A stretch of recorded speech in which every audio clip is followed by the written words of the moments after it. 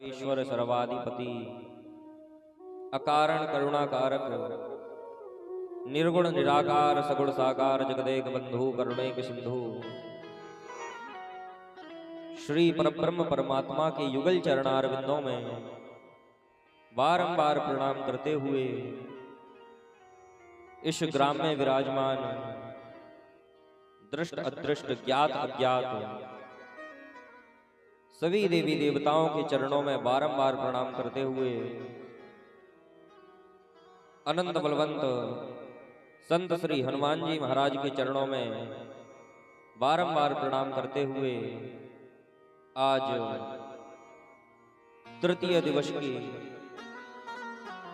प्रातःकालीन वेला की कथा में प्रवेश करते हैं।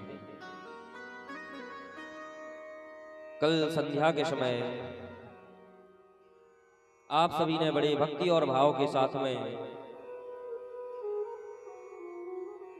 श्री सुखदेव जी महाराज के जन्म की कथा को श्रवण किया और पांडव और पितामह भीष्म के संवाद को सुना।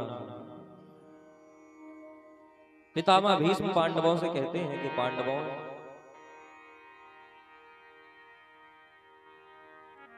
अब जितनी वार्तालाप हमारी और आपके बीच में होनी थी वो हो गई।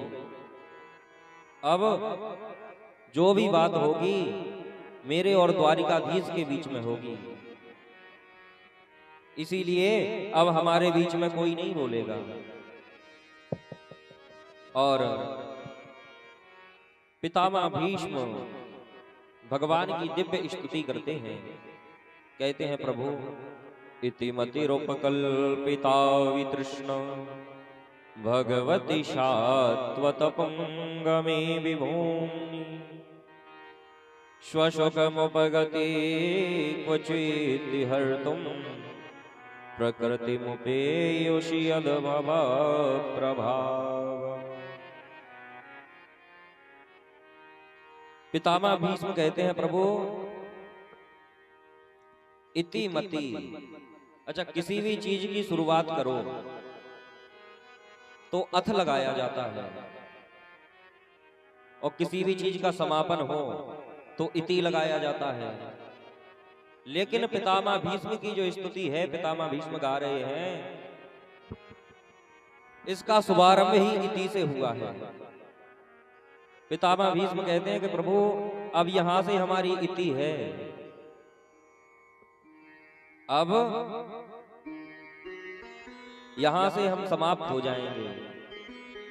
लेकिन कहते हैं प्रभु हमारी एक इच्छा है। बोले महाराज हमारी एक पुत्री है, हम अपनी उस पुत्री का विवाह किसी योग्य वर के साथ में करना चाहते हैं और आपसे योग्य इस संसार में और कौन हो सकता है। भगवान कहते हैं पितामह आप अपनी पुत्री के हाथ पीले करने की बात कर रहे हो, अभी तक आपके ही तो हाथ पीले नहीं हुए हैं, पुत्री कहां से हो गई आपकी। पितामह कहते हैं प्रभु ये समझ लो कि ये हमारी एक गोद ली हुई पुत्री है। कहते हैं इति मति, मति अर्थात होता है बुद्धि। कहते हैं कि ये मेरी जो बुद्धि रूपी पुत्री है इससे आप विवाह कर लो, क्योंकि मेरी पुत्री के योग्य वर केवल आप हैं और कोई इसके योग्य वर नहीं है। भगवान कहते हैं पितामह हम में आपने ऐसा क्या देखा। तो पितामह कहते हैं कि प्रभु आप ही हमारी पुत्री के योग्य वर हैं, क्योंकि आप अपने भक्तों की लाज बचाने के लिए अपनी प्रतिज्ञा तोड़ देते हैं और जब तक कन्या के योग्य वर और वर के योग्य कन्या ना मिले तब तक विवाह नहीं करना चाहिए। आप लोगों को एक बार की बात बताएं, एक अनपढ़ लड़के से पढ़ी लिखी लड़की की शादी हो गई। अब वो बेचारी लड़की अपने मायके जाए सो खूब लंबी लंबी हाँके कि हमारे श्रीमान जी तो इतने पढ़े लिखे हैं, इतने बुद्धिमान हैं। एक दिन सौभाग्य ऐसा आया कि श्रीमान जी ससुराल पहुंच गए, तो उस कन्या की सहेलियां खूब देखने के लिए दूर दूर से आई कि भैया ये तो बहुत बताती थी कि हमारे श्रीमान जी पढ़े लिखे हैं, बुद्धिमान हैं, चलो देख करके आते हैं। देखा कि बैठ करके भोजन पा रहे थे। अब पूरे दिन का थका हुआ व्यक्ति भूखा एक पूड़ी ले, थोड़ी सी सब्जी लगाए और एक बार में एक पूड़ी खा जाए। अब तो उसको देख देख के सभी लोग खूब हंसे। तब उस कन्या ने दूर से इशारा किया कि प्रभु कम से कम एक पूड़ी के दो वाले तो बनाते जाओ। तो उस व्यक्ति ने सोचा कि हमारी पत्नी को देखो हमारी कितनी फिक्र है, उसको पता है कि हम पूरे दिन से थके आए हैं, भूखे हैं, तो वो कह रही है कि एक एक पूड़ी कहां तक खाओगे, एक एक पूड़ी खाने में तो बहुत समय लग जाएगा, दो दो पूड़ी खाओ। तो एक पूड़ी ले, पूड़ी के ऊपर साग रखे, उसके ऊपर एक और पूड़ी रखे और फिर दोनों पूड़ी एक साथ में खा जाए। अब उसको देख देख के सभी लोग और हंसे। तब तो उस कन्या ने माथा पीट लिया। इसने जैसे ही माथा पीटते हुए देखा तो सोचा कि मेरी पत्नी कह रही है कि अन्न देवता है, इनका सम्मान करना चाहिए। तो एक पूड़ी ले, पूड़ी के ऊपर साग रखे, दूसरी पूड़ी से ढके, फिर उनके माथे से लगाए और फिर खावे। बोलो राधे राधे। तो कन्या के योग्य वर और वर के योग्य कन्या ना मिले तो ऐसी व्यवस्था बन जाती है। तो पितामह भीष्म कहते हैं कि प्रभु मेरी कन्या के योग्य वर केवल आप ही हैं, आप मेरी इस बुद्धि रूपी पुत्री से विवाह कर लीजिए। पितामह कहते हैं प्रभु हमें अच्छे से याद है कि एक दिन महाभारत के युद्ध में आपने मेरी प्रतिज्ञा बचाने के लिए अपनी प्रतिज्ञा को तोड़ दिया था। पितामह भीष्म कहते हैं कौन सी प्रतिज्ञा? तब भगवान कहते हैं कौन सी प्रतिज्ञा? तब पितामह भीष्म याद दिलवाते हैं, कहते हैं प्रभु जब युद्ध में कौरवों की सेना परास्त होने लगी, पांडवों की सेना युद्ध में जीतने लगी, तब एक दिन दुर्योधन पितामह भीष्म के शिविर में आया और शिविर में आकर के पितामह भीष्म से बोला पितामह हमारी इतनी विशाल सेना फिर भी वो पांडवों से परास्त क्यों हो रही है? आप जैसा ब्रह्मचारी मेरी सेना का सेनापति और आप कुछ नहीं कर पा रहे हैं। पितामह कहीं ऐसा तो नहीं है कि आप बाहर बाहर से हमारे साथ में खड़े हो और भीतर से पांडवों की तरफ हो गए हो? पितामह बोले दुर्योधन तू ऐसा बिल्कुल भी मत समझना, अगर मैं बाहर से तेरे साथ हूं तो भीतर से भी तेरे साथ ही हूं, लेकिन क्या करूं मैं कुछ कर ही नहीं पा रहा हूं। पितामह भीष्म को खूब जोश दिलवाया दुर्योधन ने। अरे पितामह आप चाहो तो क्या नहीं कर सकते? पितामह बोले दुर्योधन सच बताऊं अगर मेरा वश चले तो क्या करूं? पितामह भीष्म कहते हैं कि पांडु शुद्ध सेना को चवेना सो भुनाए दे तो और भीष्म अकेलो एक भीख मंगवाव तो।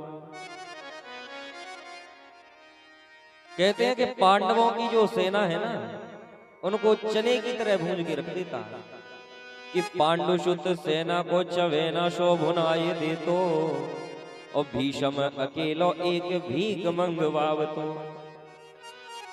और सकल असुरासुर जो करते सहाय भी तो बाणन लपेट जर चारन जरावतो।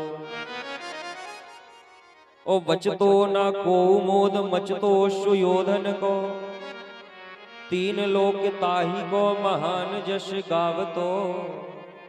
ओ तृण सेना सूल सेना जाने जाते पांडु सुत। ऐसा कब होता? बोले टेढ़ी टांग बारो जो बयाड़े नहीं आवतो।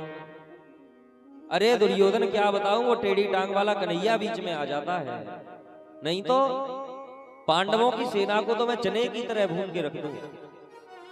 अगर स्वर्ग से भी देवता उनकी सहायता करने के लिए आए ना, तो उनको भी अपने बाणों में बांध बांध करके स्वर्ग भेजता मैं। लेकिन उन द्वारिकाधीश की वजह से मेरी एक भी नहीं चल पा रही है। दुर्योधन बोला ओहो, असली समस्या यहां पर है। अब तो पितामह भीष्म को खूब जोश दिलवाया। अरे पितामह, आप जैसा अखंड ब्रह्मचारी मेरी सेना का सेनापति है, और फिर भी मेरी सेना युद्ध में जीत नहीं पा रही है।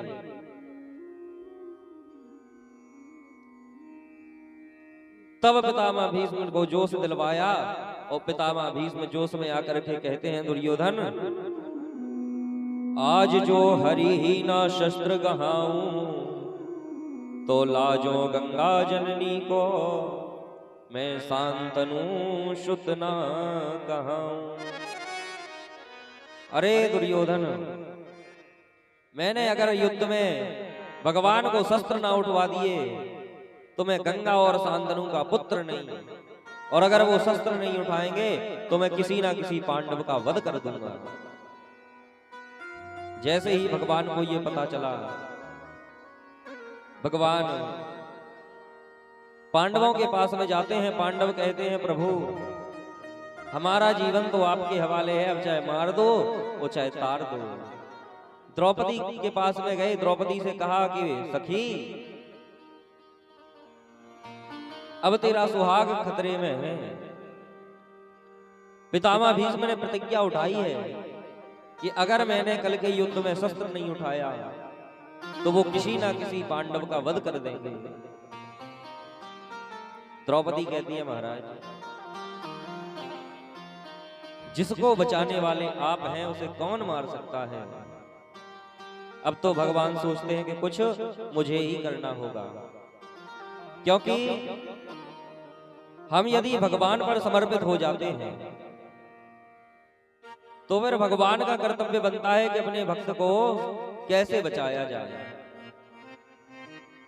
एक संत कहते हैं कि तुझसे ना सुलझे जब तेरे उलझे धंधे, तो मेरे बांके बिहारी पर छोड़ दे बंदे, वही तेरी मुश्किल आसान करेगा, और जो तू ना कर सका मेरा घनश्याम करेगा। कहते हैं जीवन में कभी भी आफत आए तो भगवान पर समर्पित हो जाओ, भगवान के चरणों पर समर्पित हो जाओ। भगवान से कह दो कि प्रभु ये जीवन तो आपके हवाले है।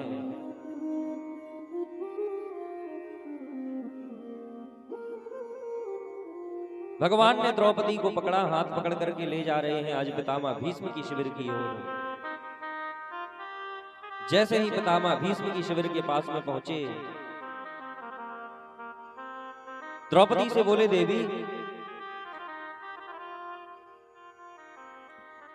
द्रौपदी से बोले, देवी तुम पितामह भीष्म के पास में जाना, और जब तक वो तुम्हें अखंड सौभाग्यवती होने का वरदान ना दे दें तब तक उनके पैरों को मत छोड़ना।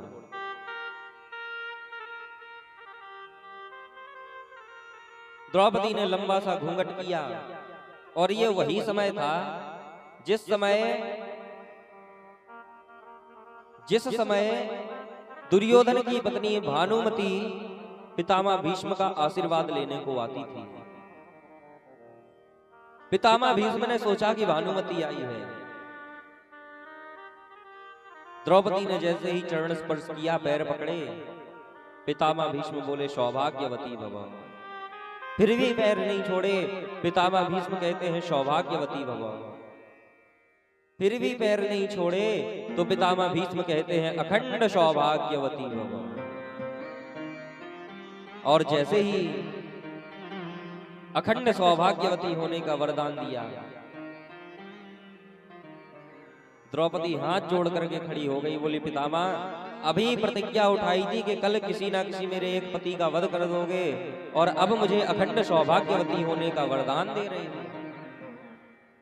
पितामह अब ये बताओ कि कल तुम्हारी प्रतिज्ञा पूर्ण होगी कि ये जो मुझे वरदान दिया है ये पूर्ण होगा।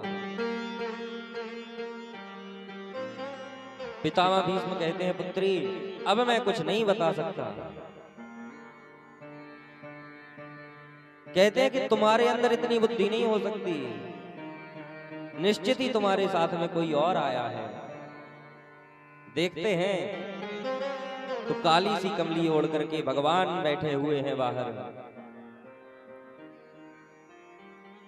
पितामह भीष्म कहते हैं कि प्रभु जिसको बचाने वाले आप हैं उसको भला इस संसार में और कौन मार सकता है।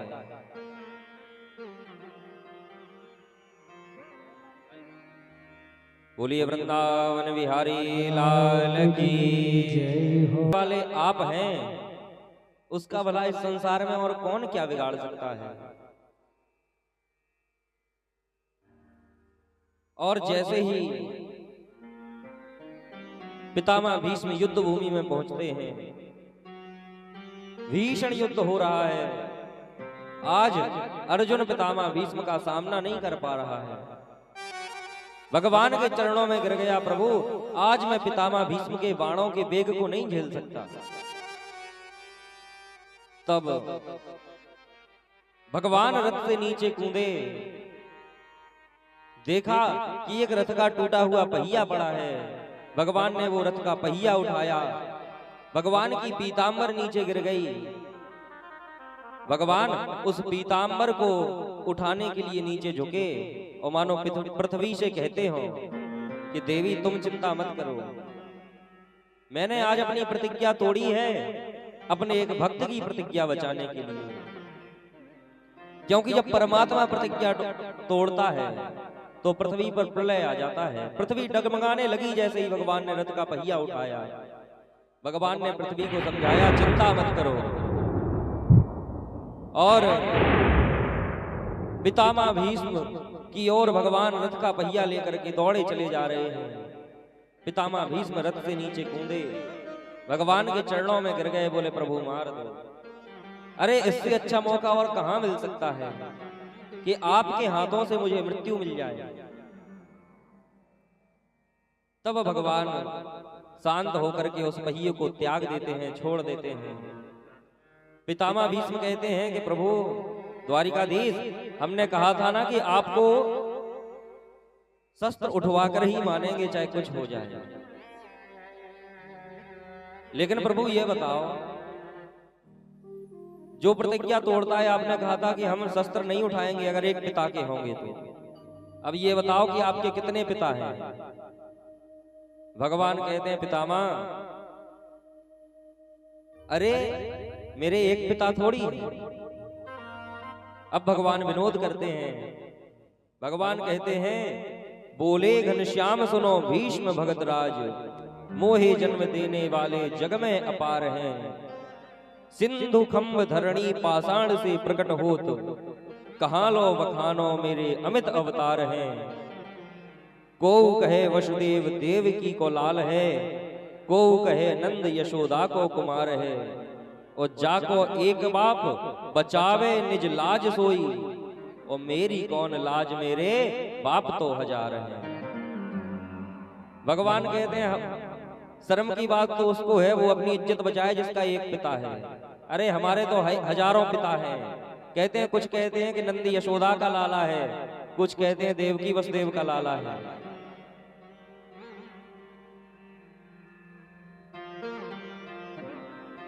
पितामह भीष्म आज कुरुक्षेत्र की भूमि पर याद दिला रहे हैं कि प्रभु उस दिन आपने मेरी प्रतिज्ञा बचाने के लिए अपनी प्रतिज्ञा को तोड़ दिया, अपने भक्तों को बचाने के लिए प्रतिज्ञा को तोड़ देते हो आप। इसीलिए आपसे सुंदर वर मेरी कन्या के लिए कोई और हो ही नहीं सकता। और पितामह भीष्म कहते हैं कि प्रभु अब यहां से मेरी इति है, मेरी समाप्ति है। और भगवान का ध्यान करते हैं और कहते हैं प्रभु इससे अच्छा मौका अब मुझे नहीं मिलेगा। भगवान का ध्यान करके पितामह भीष्म भगवान के श्री धाम के लिए प्रस्थान कर जाते हैं। बोलिए वृंदावन बिहारी लाल की जय हो। मुझ चरणों से लगा ले मेरे श्याम मुरली वाले, मेरी सांस सांस पर तेरा, मेरी सांस सांस पर तेरा, हाँ तेरा है नाम मुरली वाले। मुझ चरणों से लगा ले मेरे श्याम मुरली वाले, मुझ चरणों से लगा ले मेरे श्याम मुरली वाले।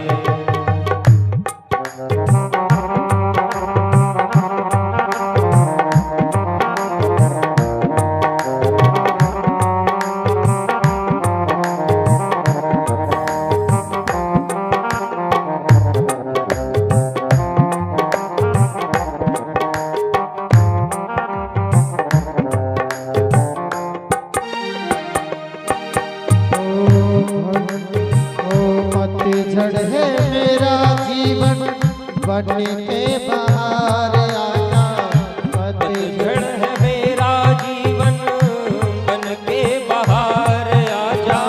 पतझड़ है मेरा जीवन बन के बाहर आया, पतझड़ है मेरा जीवन बन के बाहर आजा।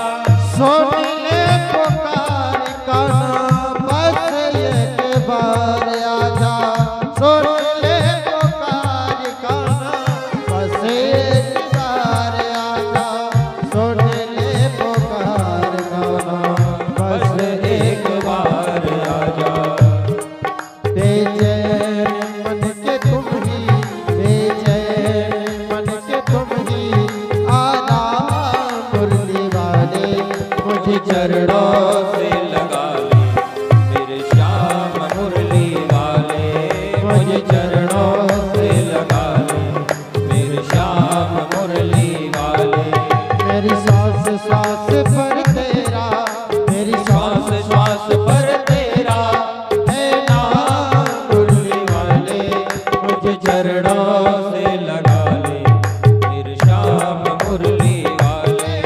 मेरे श्याम मुरली वाले, मेरे श्याम मुरली वाले।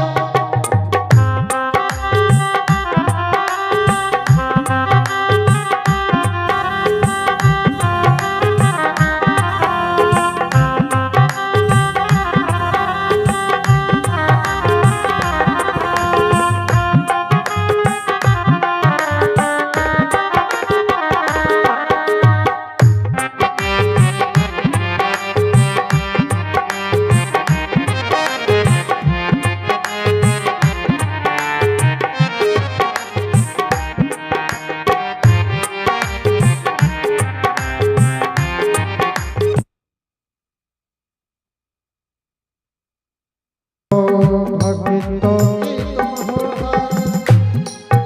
हो जन्मों की तुम हो दया के सागर, जन्मों की मैं हो प्यासी, तुम हो दया के सागर। हो कर दो कृपा प्रभु जी, तुम भी जरा सी कर दो कृपा प्रभु जी, तुम भी जरा सी। मेरे बिगड़े बनाए तुमने, मेरे बिगड़े बनाए तुमने, हर काम मुरली वाले। मुझे चरणों से लगाए श्याम मुरली वाले, मुझे चरणों से लगाए श्याम मुरली वाले।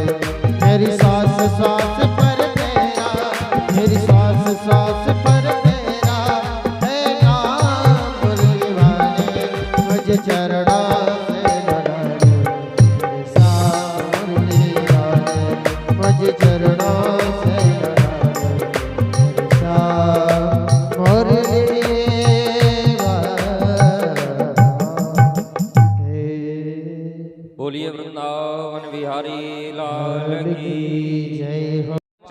स्मरण करके भगवान के परम धाम को चले जाते हैं। पितामह भीष्म के जाते ही पांडव रुदन करने लगते हैं। तब भगवान पांडवों को समझाते हैं कि पांडवों, महापुरुष की मृत्यु का कभी शोक नहीं करना चाहिए, और ये जो तुम्हारे पितामह हैं ये महापुरुष हैं। तब पांडव पितामह भीष्म का अंत्येष्टि कर्म करते हैं और हस्तिनापुर का राज्य संभालते हैं। भगवान एक दिन पांडवों से कहते हैं कि पांडवों, कई दिन बीत गए, अब हमें द्वारिका जाना चाहिए। तब भगवान द्वारिका के लिए प्रस्थान करते हैं। सभी कुरुकुल की नारियां अपनी अपनी अटारियों पर चढ़ करके भगवान के दर्शन करती हैं और भगवान जैसे ही द्वारिका पहुंचते हैं, द्वारिका पहुंच करके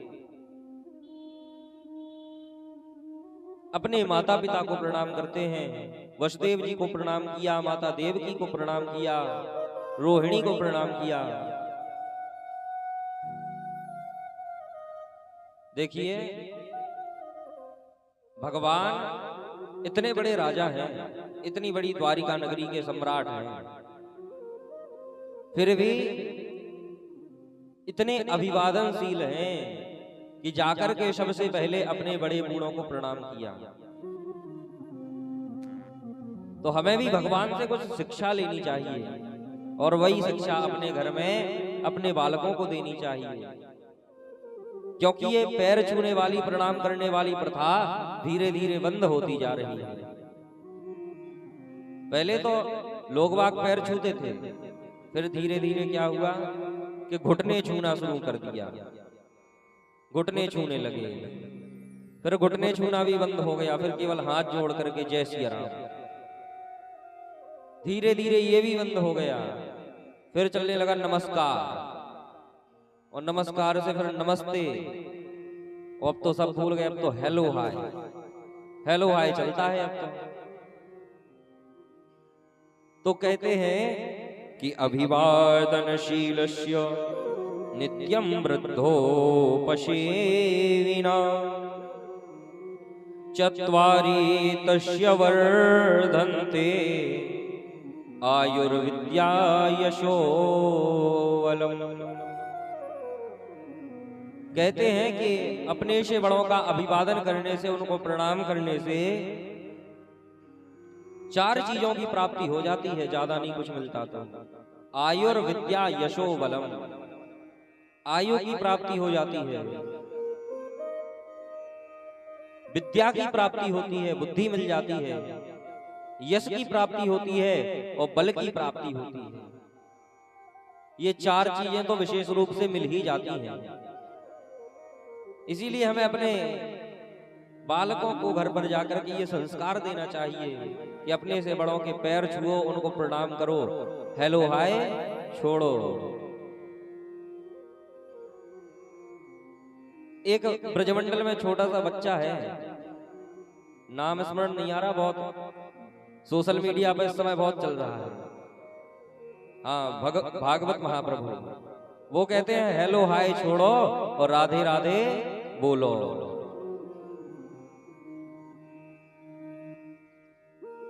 तो हमें अपने जो हमारे धर्म के संस्कार हैं, सनातन धर्म के संस्कार, ये अपनाने चाहिए, अंग्रेजी संस्कार त्याग देने चाहिए।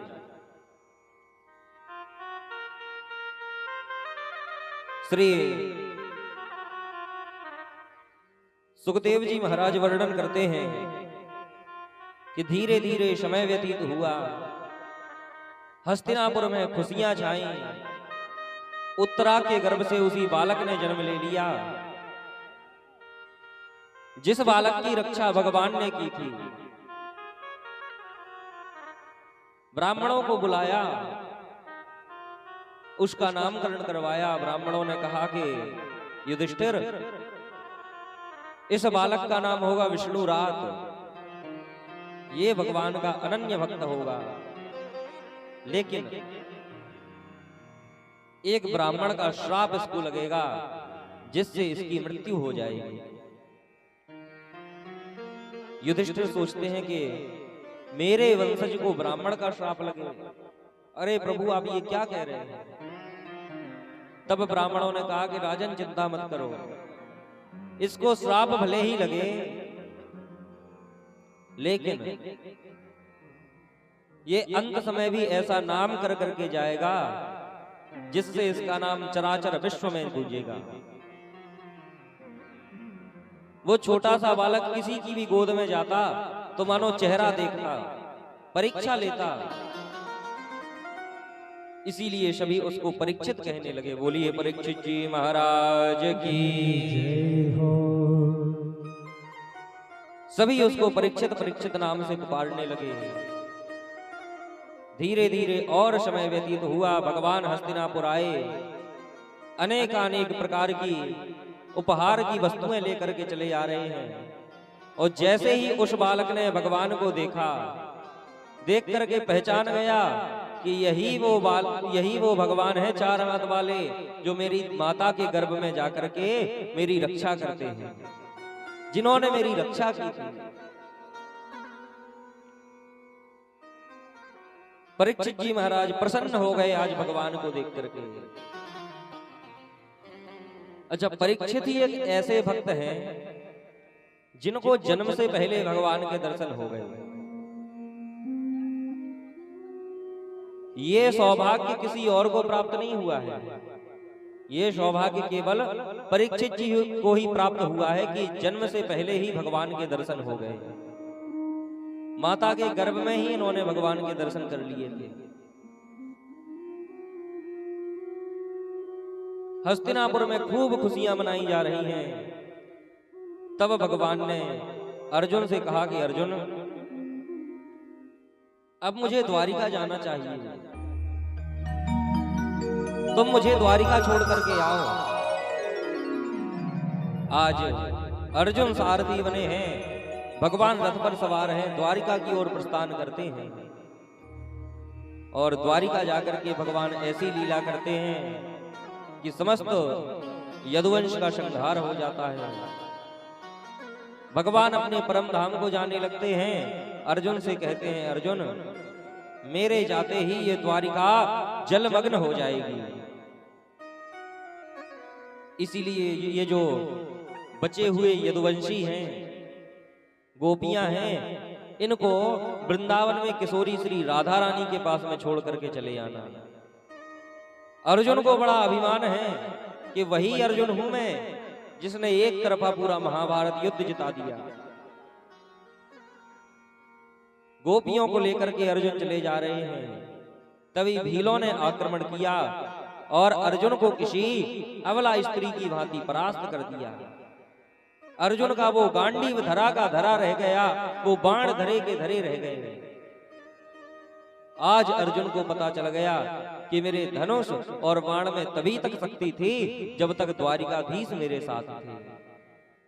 आज प्रभु द्वारिकाधीश मेरे साथ नहीं है तो मेरे इस गांडीव में कोई शक्ति नहीं रही, मेरे बाणों में कोई शक्ति नहीं रही। एक अबला स्त्री की भांति अर्जुन को परास्त कर दिया गया।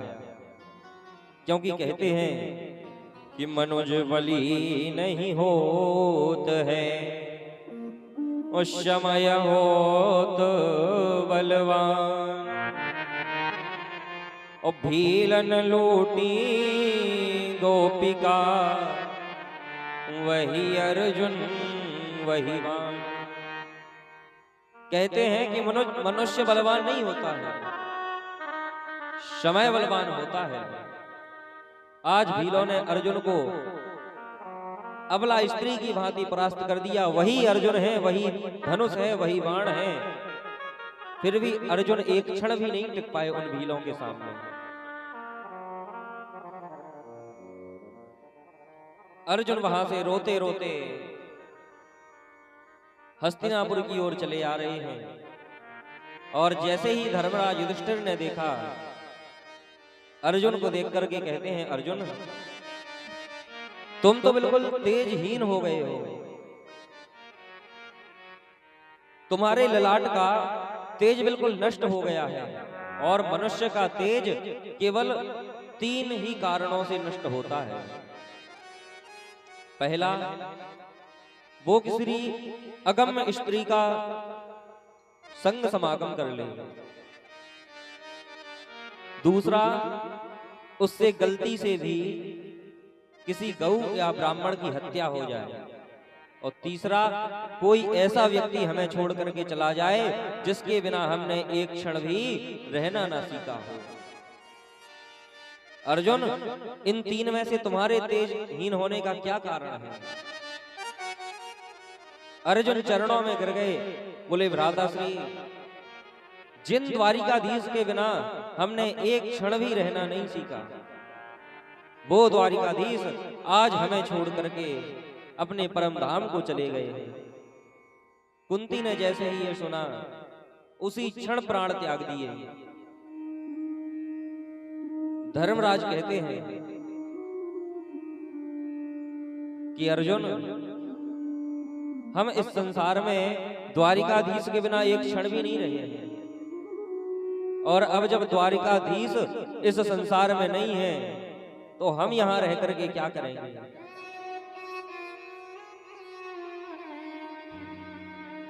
नन्हे से परीक्षित को राजा बनाते हैं और 5 पांडव द्रौपदी सहित स्वर्ग आरोहण की तैयारी करते हैं, स्वर्ग जाने की तैयारी करते हैं।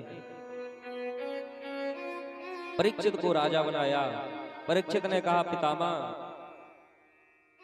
आप लोगों ने मुझे इतने बड़े राज्य का सम्राट बना दिया है,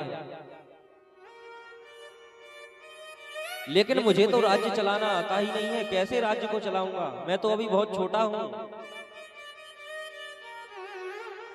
तब पांडव कहते हैं कि परीक्षित, चिंता मत करो, अपने जीवन में कुछ सूत्र याद कर लो, तो तुम आराम से राज्य चला सकते हो। जो बात पितामह भीष्म ने पांडवों को बताई थी, आज पांडव वही बात राजा परीक्षित को बताते हैं। कहते हैं कि पुत्र, जीवन में कभी आंखों के सामने पाप होते हुए मत देखना। अगर हो सके तो उसका विरोध करना, और अगर विरोध ना कर सको तो वहां से उठ करके चल देना, लेकिन कभी आंखों से पाप होते हुए मत देखना।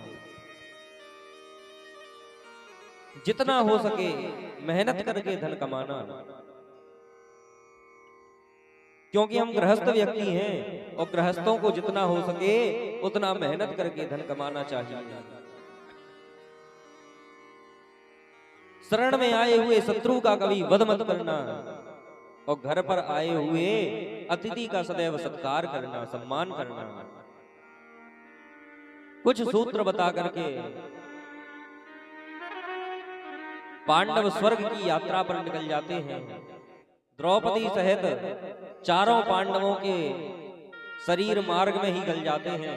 केवल धर्मराज युधिष्ठिर ही सशरीर वैकुंठ पहुंचते हैं, स्वर्ग पहुंचते हैं, और जाकर के कुछ क्षण नरक के दर्शन करते हैं, क्योंकि इनको भी नरक देखना पड़ा।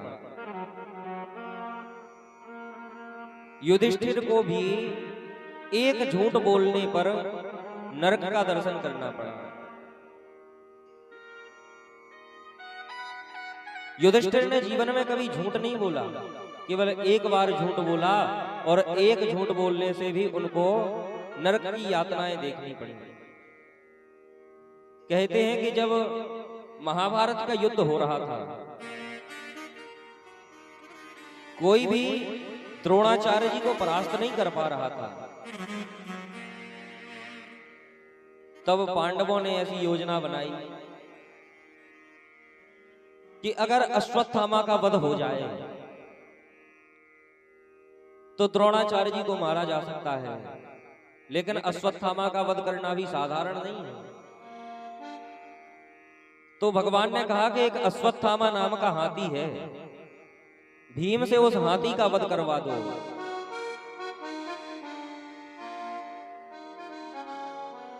और धर्मराज युधिष्ठिर अगर जाकर के गुरु द्रोण से कह दें कि अश्वत्थामा मारा गया, तो वो इनकी बात पर विश्वास कर लेंगे। और ऐसा ही हुआ। भीम ने अश्वत्थामा नामक हाथी का वध कर दिया। भीम जैसे ही चिल्लाया, अर्जुन ने गुरु द्रोण से कहा कि गुरुदेव, ये भीम का स्वर है, और भीम का स्वर अर्थात अश्वत्थामा को उन्होंने मार दिया। द्रोणाचार्य जी कहते हैं, अर्जुन तुम्हारी बात पर हमें विश्वास नहीं है, अगर युधिष्ठिर कहते तब हम विश्वास कर सकते हैं। और युधिष्ठिर जी ने भी कह दिया कि गुरुदेव, भीम ने आज अश्वत्थामा का वध कर दिया है। जैसे ये सुना, रुदन करने लगे, और उसी समय द्रौपदी के भाई धृष्टद्युम्न ने द्रोणाचार्य जी महाराज का वध कर दिया।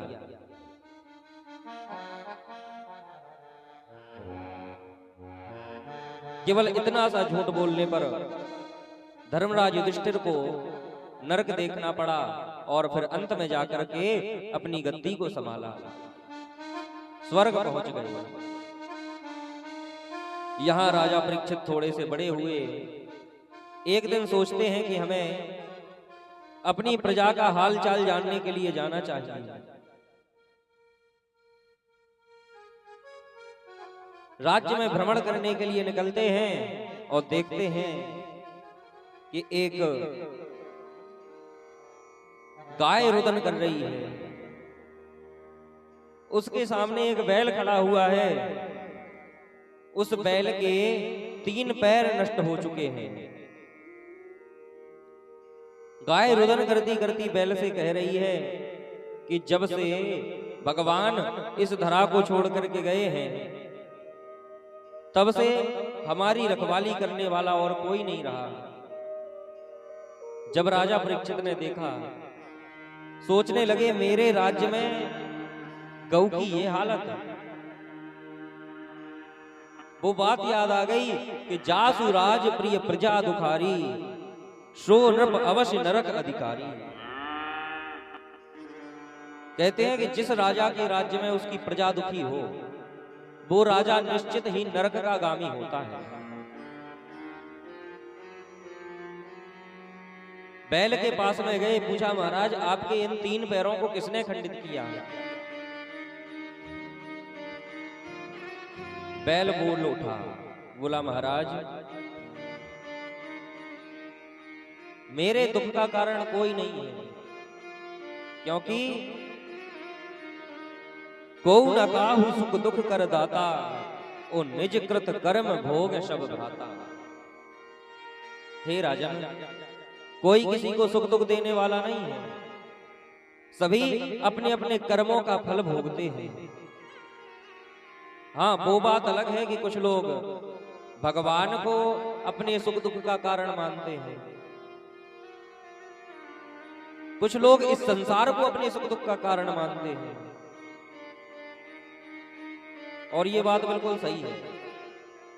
अगर हमारा कोई काम बन जाए तो कहते हैं हाँ भैया हमने खूब मेहनत की, देखो कितनी मेहनत की हमने, तब जाकर के ये काम बनवा पाए हैं।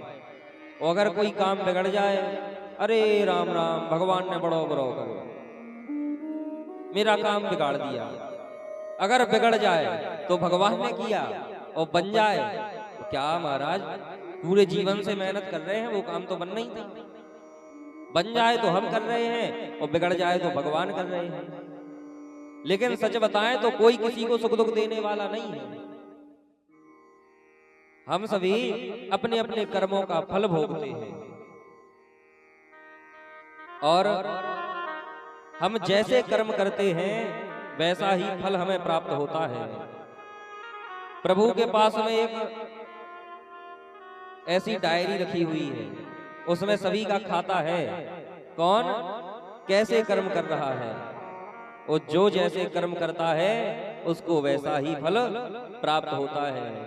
संत जन गाते हैं कि जो कोई जैसी करनी करता वो वैसा ही फल पाता, हो मेरे मालिक के दरबार में सब लोगों का खाता, मेरे मालिक के दरबार में सब लोगों का खाता, भगवान के दरबार में सब लोगों का खाता।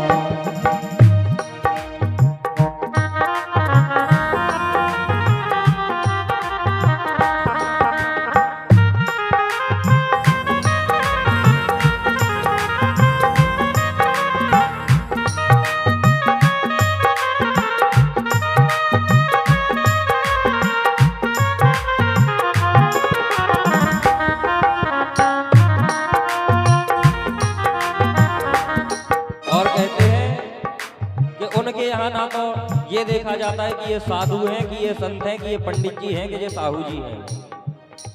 सभी का एक समान हिसाब होता है। क्या साधु क्या संत गृहस्थी, क्या राजा क्या रानी, क्या राजा क्या रानी हो, क्या राजा क्या रानी। क्या साधु क्या संत गृहस्थी, क्या राजा क्या रानी, क्या राजा क्या रानी।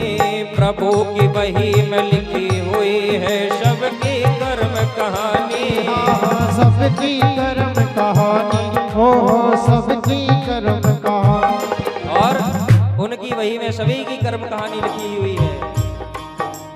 वही सभी के जमा खर्च का सही हिसाब लगाता, मेरे मालिक के दरबार में सब लोगों का खाता, मेरे मालिक के दरबार में सब लोगों का खाता।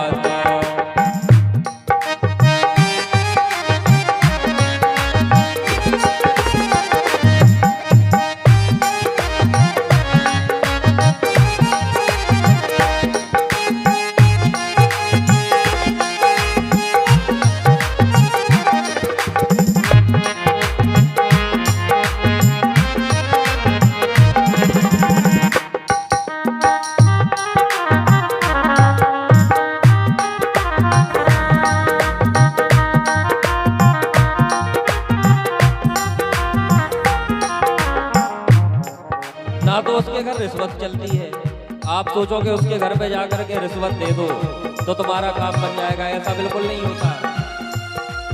नहीं चले उसके घर रिश्वत, नहीं चले चालाकी, नहीं चले चालाकी हो, नहीं चले चालाकी। नहीं चले उसके घर रिश्वत, नहीं चले चालाकी, नहीं चले चालाकी।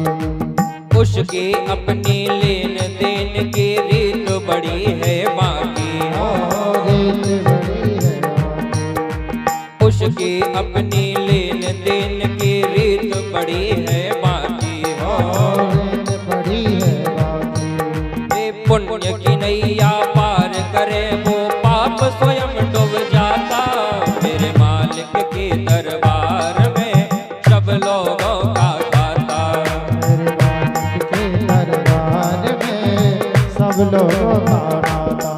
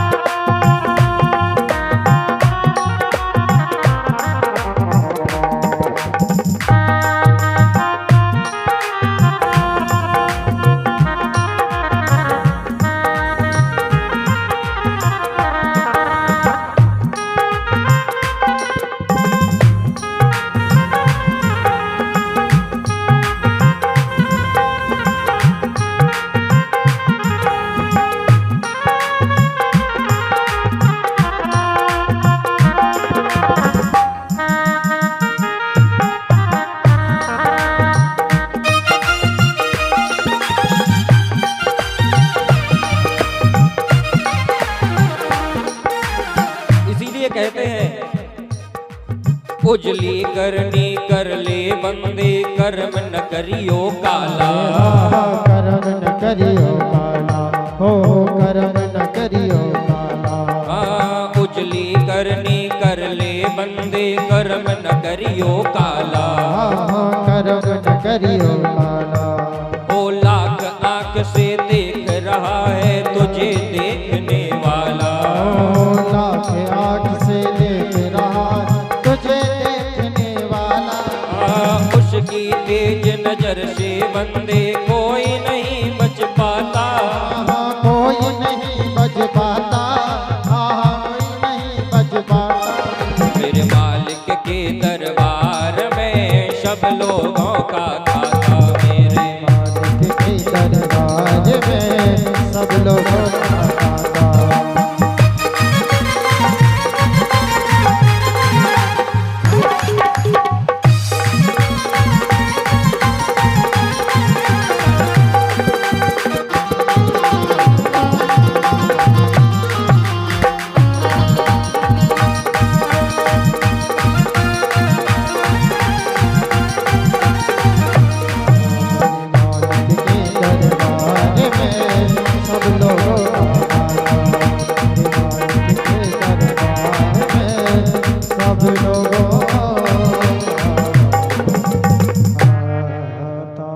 बोलिए वृंदावन बिहारी लाल की जय हो।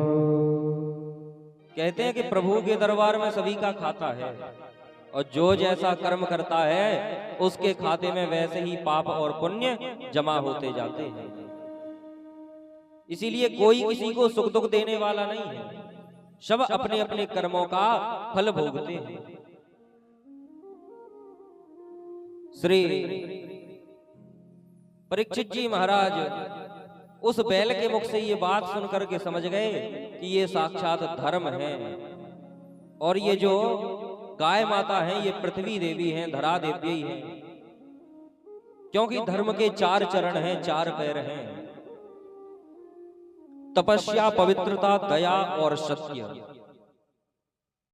कि जैसे ही सतयुग समाप्त हुआ तपस्या समाप्त हो गई, लोग बागों ने तपस्या करना बंद कर दिया, एक पैर खंडित हो गया धर्म का।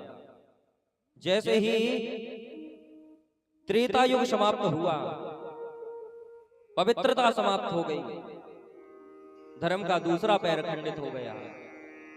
जैसे ही द्वापर समाप्त हुआ दया समाप्त हो गई, लोगों के भीतर दया नहीं रही, तो धर्म का तीसरा पैर नष्ट हो गया। अब कलयुग चल रहा है और धर्म का केवल एक ही पैर बचा था जिसको कहते हैं सत्य। और अगर सत्य पृथ्वी पर नहीं होगा तो ये पृथ्वी भी नहीं रहेगी। सत्येन धार्यते पृथ्वी सत्येन तपते रवि सत्येन वायवो यान्ति सर्वं सत्ये प्रतिष्ठितम्।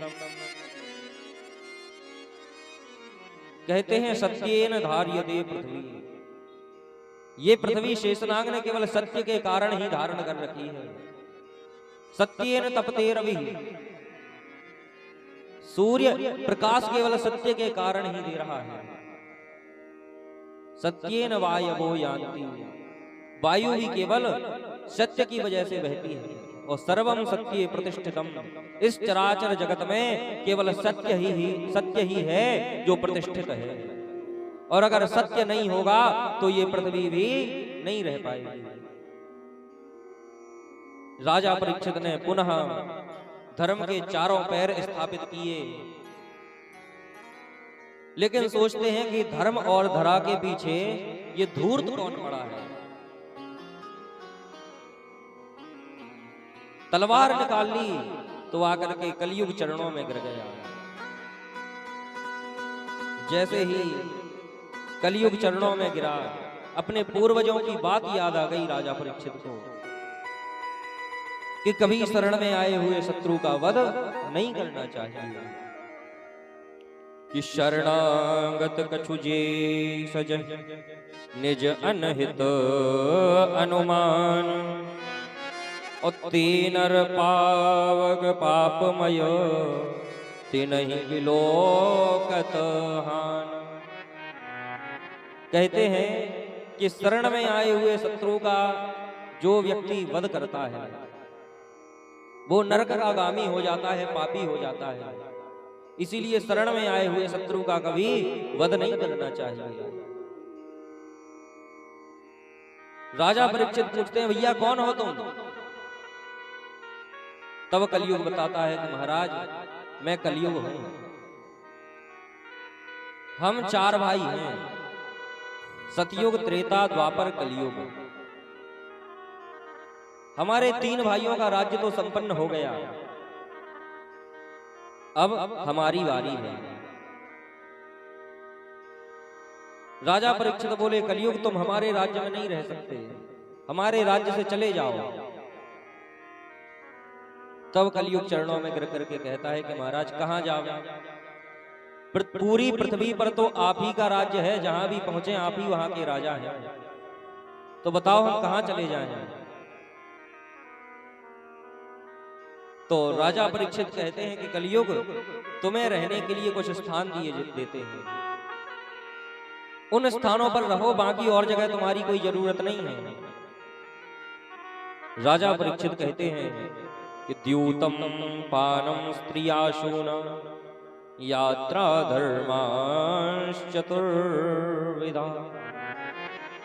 कहते हैं द्यूतम, जहां जुआ खेला जाता हो वहां तुम कपट के रूप में वास करोगे। आप लोग देखना, जहां भी जुआ खेल रहा हो वहां थोड़ी ना बहुत बेईमानी तो हो ही जाती है। ये कलयुग का प्रभाव है। द्यूतम पानम, जहां मदिरा का पान होता हो वहां तुम मद के रूप में रहोगे। स्त्रिया सुना, जहां वैश्यावृत्ति होती हो वहां तुम काम के रूप में रहोगे, और जहां हिंसा होती हो वहां भी तुम्हें वास दिया जाता है। कलयुग बोला, वाह महाराज, 4 जगह दी और चारों ऐसी के एक भी रहने लायक नहीं है, एक आध जगह तो बढ़िया सी दे देते। तो भगवान कहते हैं कि कलयुग तुम्हारे अंदर कोई अच्छी विशेषता भी तो नहीं है, अगर अच्छी बात हो तो अच्छी जगह दे दे। कलयुग कहता है, महाराज किसने कहा अच्छी बात नहीं है? तो कलयुग बोल उठा कि कलयुग केवल नाम अधारा,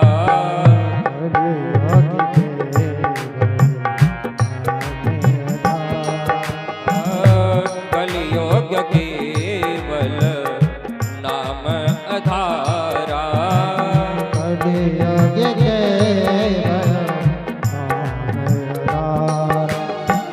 सुमर सुमर नर उतरहि पारा, समरे समरे कलयुग नाम अधारा, कलयुग नाम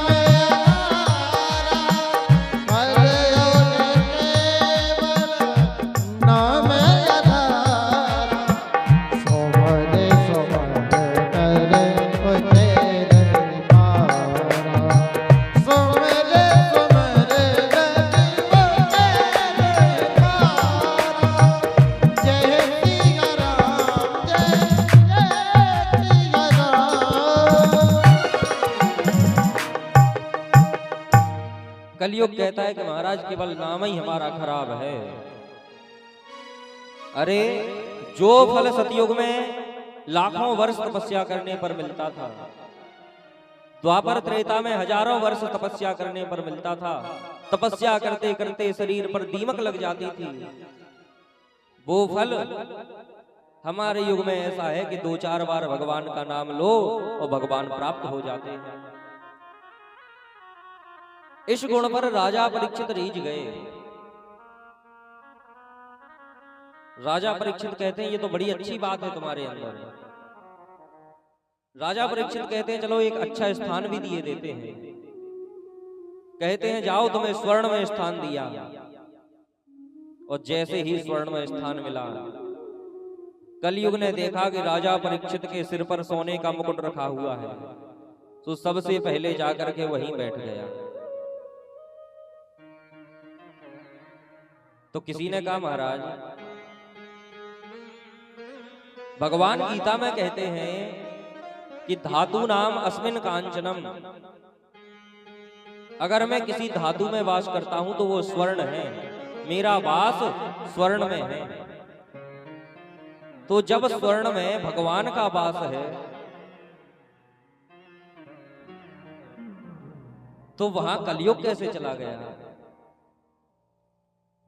तो कहते हैं कि जो स्वर्ण, जो धन कहीं से चुरा करके लाए हो, कहीं से कपट करके लाए हो, किसी से छीन के लाए हो, ऐसे स्वर्ण में कलयुग का वास है। और जो मेहनत से कमाया हुआ धन है, मेहनत से कमाया हुआ स्वर्ण है, उसमें भगवान का वास है। बोले वाह महाराज, अभी तो कह रहे थे कि राजा परीक्षित जैसा राजा ना भूतो ना भविष्यति, ना तो भूतकाल में कभी हुआ है और ना भविष्य में होगा, और अब कह रहे हो कि उसके पास में ऐसा मुकुट है जो कहीं से चुरा के लाया है।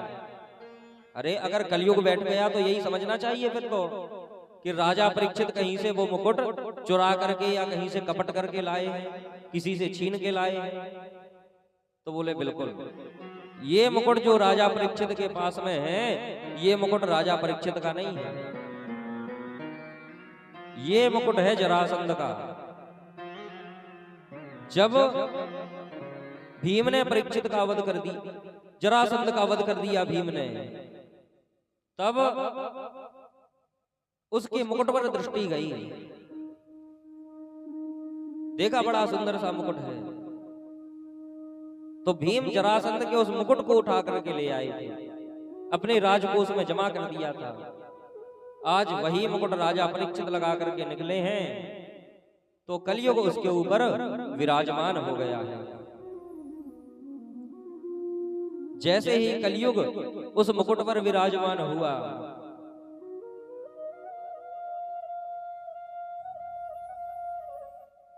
राजा परीक्षित की बुद्धि भी कलयुगी हो गई।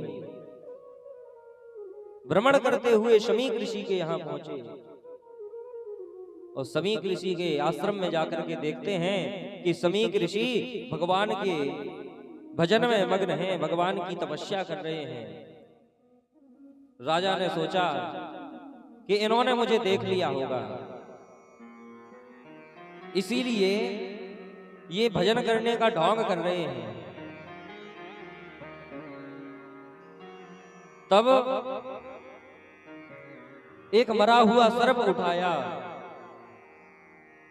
उस सर्प को अपने बाण से उठा करके शमीक ऋषि के गले में डाल दिया। जैसे ही शमीक ऋषि के गले में वो सर्प डाला, और डाल करके अपने राज्य की ओर चले आए। शमीक ऋषि के पुत्र श्रृंगी ऋषि को पता चला कि राजा परीक्षित ने मेरे पिता के गले में मरा हुआ सर्प डाल दिया है। क्रोधित हो गए, क्रोधित होकर के श्राप दे दिया। बोले राजन, इति लंघित मर्यादम सप्तमे तक्षकाहनि दंक्षयति स्म कुलांगारम चौदितो में तथा। कहते हैं राजन, तुमने मर्यादा का उल्लंघन करके मेरे पिता के गले में मरा हुआ सर्प डाला है। जाओ, मैं तुम्हें श्राप देता हूं कि ऐसे ही तक्षक नांग के काटने से आज से सप्तम दिन में तुम्हारी मृत्यु हो जाएगी, 7वें दिन तुम मर जाओगे। राजा परीक्षित को श्राप दे दिया। रोते रोते शमीक ऋषि के पास में आए, पिता की गोद में बैठ करके रोने लगे। तब शमीक ऋषि ने समझाया कि पुत्र, अरे चिंता क्यों करते हो, मरा हुआ सर्प था, हमें कोई क्षति थोड़ी पहुंचा सकता था। वैसे तो हमारे राजा बहुत अच्छे हैं, लेकिन पता नहीं आज उन्हें क्या सूझी कि ये उद्दंडता कर गए। लेकिन कोई बात नहीं। तब श्रृंगी ऋषि ने बताया कि पिताजी, मैंने राजा परीक्षित को श्राप दे दिया है कि आज से 7वें दिन तक्षक नाग के डसने से उनकी मृत्यु हो जाएगी। तब समीक ऋषि कहते हैं कि पुत्र, ये तुमने बहुत गलत कर दिया। अरे राजा को यह श्राप नहीं देना था,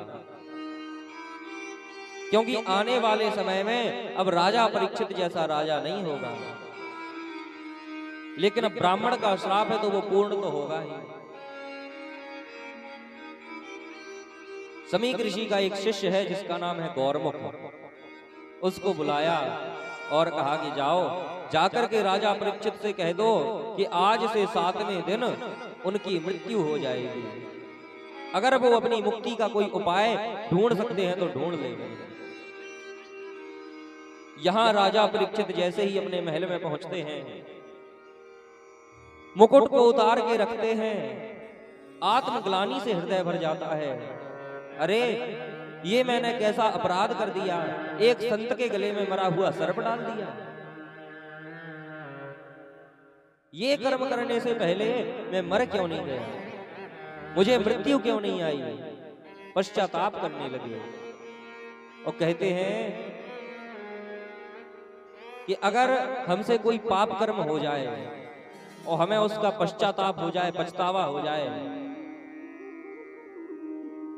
तो फिर उसका दोष आधा समाप्त हो जाता है। यहां गौरमुख जी आए, राजा परीक्षित से बोले, राजन, हमारे गुरुदेव के पुत्र श्रृंगी ने तुम्हें श्राप दिया है कि आज से 7वें दिन तक्षक नाग के डसने से तुम्हारी मृत्यु हो जाएगी। अगर तुम अपनी मुक्ति का कोई उपाय ढूंढ सकते हो तो ढूंढ लो। जैसे ही ये पता चला, राजा परीक्षित नाचने लगे, खूब झूमने लगे, खूब प्रसन्न है। राजा परीक्षित की पत्नी आई, बोली, महाराज आपने प्रसन्न क्यों हो रहे हो? परीक्षित जी कहते हैं, देवी,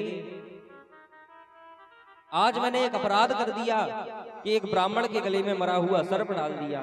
उसके बदले में उनके पुत्र ने मुझे श्राप दिया है कि आज से 7वें दिन तक्षक नाग के काटने से मेरी मृत्यु हो जाएगी। परीक्षित की पत्नी कहती है, महाराज आपको श्राप मिला है कि आप मर जाओगे और आप नाच रहे हो, प्रसन्न हो रहे हो। बोले, देवी, अभी तक तो ये भी पता नहीं था कि आज रात्रि में मैं सोऊंगा और सुबह जागूंगा कि नहीं जागूंगा, क्योंकि इस जीवन का कुछ ठिकाना नहीं है, कब मर जाए। बहुत लोग तो ऐसे ही बात करते करते बढ़िया चले जाते हैं भगवान के धाम को। तो बोले, इस जीवन का कुछ ठिकाना नहीं है। लेकिन उस श्राप से एक बात निश्चित हो गई कि आज से 7 दिन तक अब मेरा कुछ बिगड़ने वाला नहीं है। क्या पता मेरा जीवन केवल 2 दिन का होता, 2 दिन में मैं मर जाता। लेकिन अब मुझे वो श्राप मिला है तो ये बात तो निश्चित है कि अब 7 दिन तक मुझे कुछ होगा नहीं। 7 दिन तक अब मेरा कुछ बिगड़ने वाला नहीं है। अपने ज्येष्ठ पुत्र जन्मेजय को राजा बना दिया और परीक्षित जी महाराज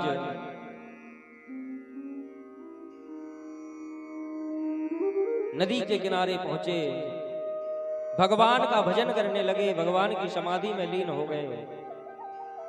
तभी अनेक ऋषियों को पता चला कि राजा परीक्षित को श्राप लगा है कि 7 दिन में उनकी मृत्यु हो जाएगी। सभी ऋषि दौड़े दौड़े आने लगे कि राजा परीक्षित की मुक्ति कैसे हो। लेकिन कोई भी ये नहीं बता पा रहा है कि राजा परीक्षित की मुक्ति कैसे हो सकती है। इनको ऐसा कौन सा पुराण सुनाया जाए, कौन सा ग्रंथ सुनाया जाए जिससे इनकी मुक्ति हो जाए। सभी चिंतित हैं। तभी राजा परीक्षित ने देखा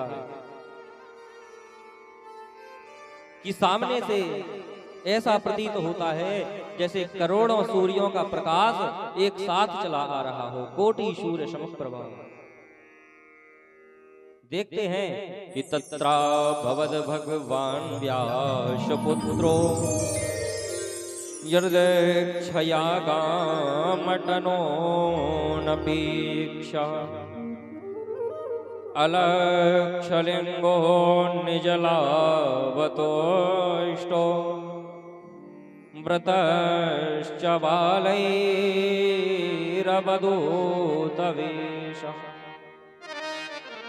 देखते हैं कि सामने से साक्षात व्यास जी महाराज के पुत्र श्री सुखदेव जी महाराज चले आ रहे हैं और देख करके ऐसा प्रतीत होता है जैसे साक्षात वृंदावन बिहारी ब्रज की रज में लोटपोट होकर के चले आ रहे हैं। और जैसे ही राजा परीक्षित के सामने आए, राजा चरणों में गिर गया और बोला, प्रभु आज से मेरा ये जीवन आपके हवाले है, चाहे मार दो और चाहे तार दो। जीवन है तेरे हवाले मुरलिया वाले, जीवन है तेरे हवाले मुरलिया वाले, मुरलिया वाले सबरिया काले, मुरलिया वाले सबरिया काले। जीवन है जीवन है जीवन है तेरे हवाले मुरलिया वाले, जीवन है तेरे हवाले मुरलिया वाले।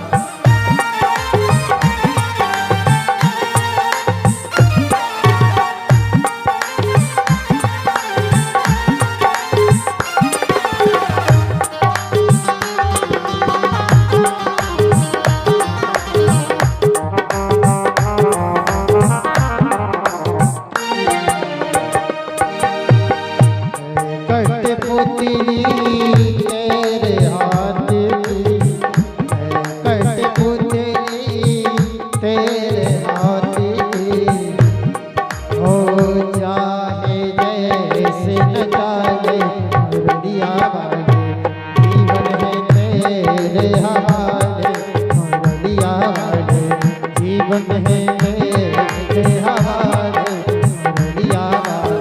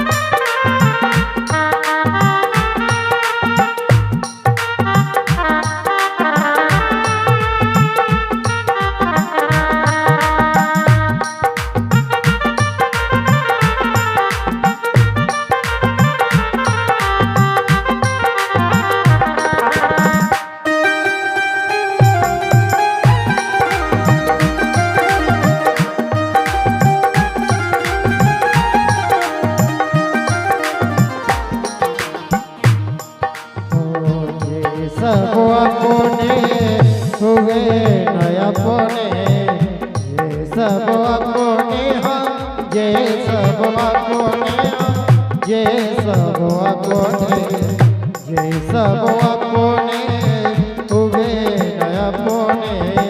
अब तो तू ही अपना ले मुरलिया वाले, जीवन है तेरे हवाले मुरलिया वाले, जीवन है तेरे हवाले मुरलिया वाले।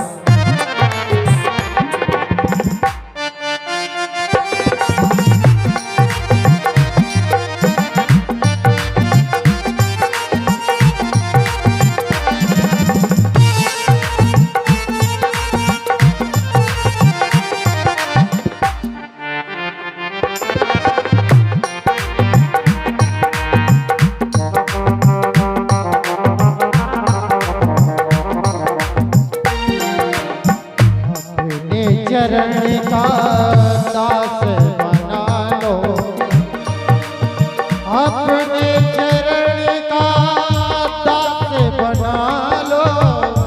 हो अपने चरण का दास बना लो, अपने चरण का दास बना लो, अपने चरण का, अपने चरण का, अपने चरण का, अपने चरण का दास बना लो, वृंदावन में बसा लो, वृंदावन में बसा लो, मुरलिया जीवन है तेरे हवाले, मुरलिया जीवन है तेरे हवाले, मुरलिया वाले सवरिया वाले, मुरलिया वाले सवरिया वाले, जीवन है ओ जीवन है तेरे हवाले, मुरलिया जीवन है तेरे हवाले, मुरलिया जीवन है तेरे हवाले, मुरलिया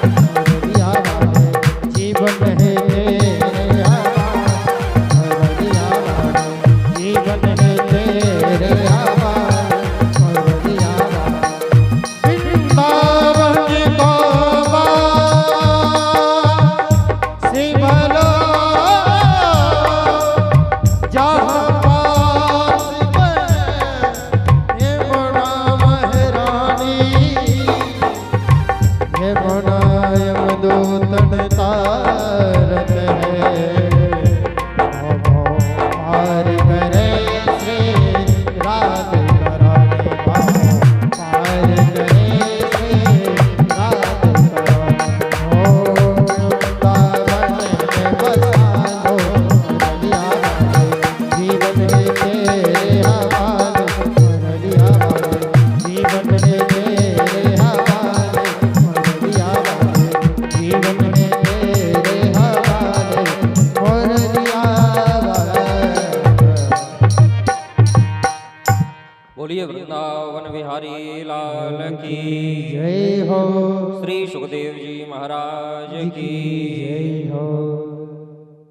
राजा परीक्षित चरणों में गिर गए, बोले प्रभु चाहे मार दो और चाहे तार दो, आज से ये जीवन आप ही के हवाले है, और आप आए हो तो निश्चित ही मेरी मुक्ति का उपाय भी अपने साथ में लाए हो, क्योंकि आप जैसे महापुरुष के दर्शन से ही व्यक्ति के समस्त अमंगल दूर हो जाते हैं।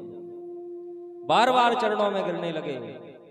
तब किसी ने कहा कि महाराज ज्यादा इनकी तारीफ मत करो, अगर ज्यादा तारीफ करोगे तो अभी उठ करके चल देंगे, इनको अपनी तारीफ ज्यादा पसंद नहीं है। तब राजा परीक्षित देर ना करते हुए प्रश्न पूछते हैं, कहते हैं गुरुदेव अता पृच्छामि संसिद्धि योगिना परमं गुरुं पुरस्येह यत कार्य म्रियमाणस्य सर्वथा। बोले महाराज जल्दी मरने वाले मनुष्यों को क्या करना चाहिए? केवल अपने लिए प्रश्न नहीं पूछा, जगत कल्याण के लिए प्रश्न पूछते हैं। कहते हैं गुरुदेव जल्दी मरने वाले मनुष्यों को क्या करना चाहिए? आज भगवान दूसरी बार राजा परीक्षित के ऊपर कृपा करने के लिए पधारे हैं, और दूसरी बार भी ब्राह्मणों से ही बचाने के लिए आए हैं। पहली बार अश्वत्थामा ने ब्रह्मास्त्र चलाया था, तो भगवान ने उत्तरा के गर्भ में जाकर के उस ब्रह्मास्त्र से अस्त्र द्वारा रक्षा की थी। आज समीक ऋषि ने वाक वज्रम विसर्जरम वाणी का वज्र चलाया है, तो आज भगवान दूसरी बार वाणी द्वारा कृपा करने के लिए पधारे हैं। कहते हैं कि वाणी का अस्त्र चला है तो वाणी से ही राजा परीक्षित को तारेंगे, उनकी मुक्ति करेंगे। और जो बात बड़े बड़े ऋषि नहीं कह पाए, वो बात राजा परीक्षित से श्री सुखदेव जी महाराज ने कह दी। कहते हैं कि राजन, चिंता न करो राजन, 7 दिन बाकी अभी, घड़ी भर में ही परलोक प्राप्त होता है। ओ खड़वांग श्री राजा का मोक्ष 2 घड़ी में हुआ, ओ तेरा तो शरीर अभी 7 दिन तक रहता है।